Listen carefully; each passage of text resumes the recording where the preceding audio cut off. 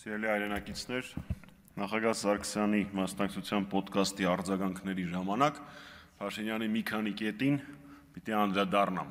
Մասնավորապես ինքը որի-որ անգամ ասեց, որ Լեռնային Ղարաբաղի հակամարտությունը թոք էր Հայաստանի Հանրապետության վրա։ Հələ մի հատ էլ չբավարարվեց դրանով, որոշեց ռուսերեն գրի «Կառոտկի պավադոկ»։ Հիմա ես մի հարց ունեմ։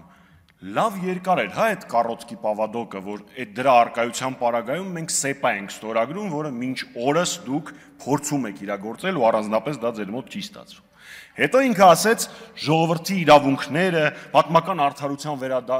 վերագործարկումը, վերականգնումը նույնպես թոք էին, բայց խնդիրը կայանում է նրանում, որ դրանք երկուսն էլ ձեր բանակցային տերմիններն են։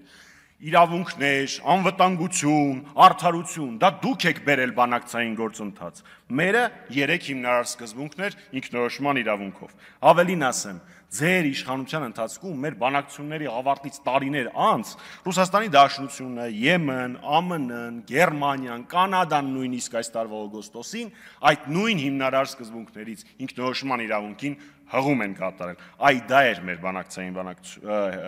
ժառանգությունը։ Ավելին ասեմ, մեր բանակցային ժառանգության մասին խոսել են թե Ադրբեջանից 2 անգամ նշելով, որ եթե բանակցությունների հունով գնար, ապա թե Լաչինն ու Քելբաջարը եւ թե իրեն ստիպում են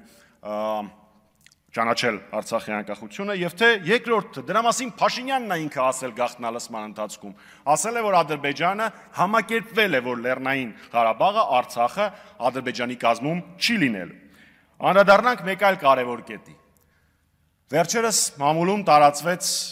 մի տեղեկատվություն որ Փաշինյանը 18 թվականին խոստացել է կարգավորել գործընթացը իսկ 19-ին ասել է որ իրեն կսպանեն եթե ինքը դա անի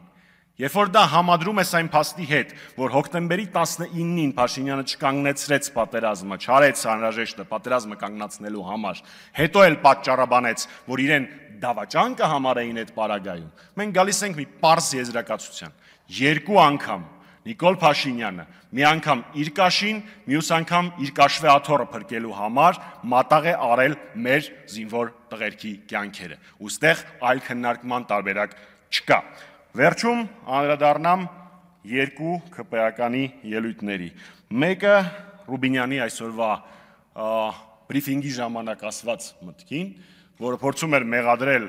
Արցախի վերջին իշխանություններին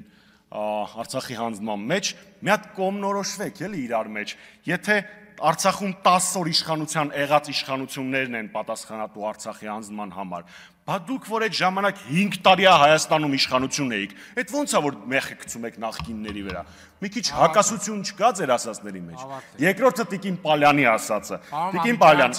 միտքը ավարտե։ Երկրորդը Տիկին Պալյանի ասածը, ով, բայց Աշոտյանի շնորհավորանքը գողացած ու Կարեն Սարուխանյանին տված մարդը Աշոտյանից խոսելու իրավունք չունի։